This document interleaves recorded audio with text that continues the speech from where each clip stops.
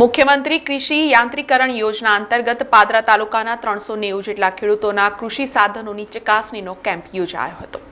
વડોદરા જિલ્લા પંચાયતની ખેતીવાડી શાખા દ્વારા મુખ્યમંત્રી કૃષિ યાંત્રીકરણ યોજના અંતર્ગત ચાલુ વર્ષે પાદરા તાલુકામાં ખેડૂતોના ખેતીના માટેના 390 સાધનોને પૂર્વ મંજૂરી આપવામાં આવી હતી, જેથી સાધનોની ચકાસણી અંગેનો ચકાસણી કેમ્પ પાદરા ખાતે યોજાયો હતો, જેમાં 390 જેટલા કૃષિ સાધનો માટે ખેડૂતોએ સબસિડી માટે અગાઉ ઓનલાઈન અરજી કરી હતી, જે સાધન સહાય માટે ચકાસણી કેમ્પ પાદરા પીપી શ્રોફ હાઈસ્કૂલના મેદાન ખાતે યોજાયો હતો। આ કેમ્પમાં પાદરાના ધારાસભ્ય ચૈતન્યસિંહ ઝાલા સહિત ખેતીવાડી અધિકારી એનએમ વસાવા તથા મદદનીશ ખેતી નિયામક આશિષ પટેલ તેમજ વિસ્તરણ અધિકારી સહિતના અધિકારીઓ ખાસ ઉપસ્થિત રહ્યા હતા।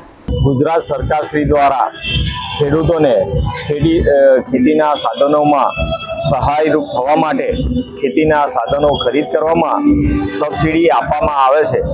તે આધારે ખેડૂતો પોતાના સાધનો ખરીદ કરીને ખેતી કરી શકે છે। તે માટે આજરોજ ખેતીવાડી વિભાગ દ્વારા વેરિફિકેશન કેમ્પ પાદરા ખાતે રાખવામાં આવેલો હતો, જેમાં લગભગ 390 સાધનોની સહાય આપવામાં આવશે। આ સાધનોમાં કલ્ટિવેટર, પ્લાવ, થ્રેશર જેવા વિવિધ સાધનોને અંદાજિત 1,45 લાખ રૂપિયા જેટલી સબસિડી આપવામાં આવશે। તો આજે તેનું વેરિફિકેશન રાખવામાં આવેલું હતું અને પાદરા તાલુકાના ખેડૂતો એમાં જોડાયા હતા।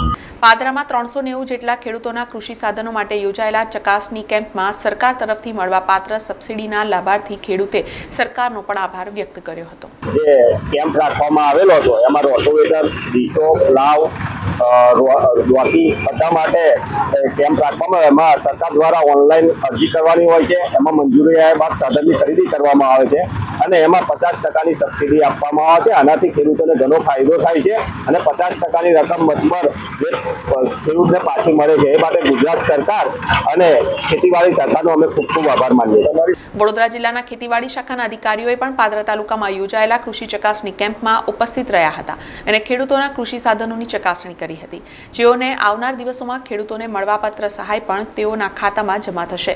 પાદરા તાલુકાના કુલ 390 જેટલા વિવિધ કૃષિ સાધનોના લાભાર્થીઓના મળવાપાત્ર ₹1,45 લાખ જેટલી સબસિડીની રકમ ખેડૂતો લાભાર્થીઓના ખાતામાં જમા કરવામાં આવશે।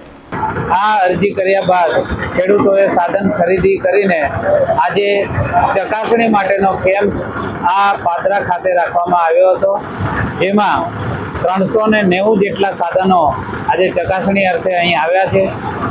રોટાવેટર 222, કલ્ટિવેટર 58 અને plough 28, thresher, laser land leveller આ બધા વિવિધ જાતના સાધનોનો આજે ચકાસણી માટે અહીં બોલાવવામાં આવ્યા હતા।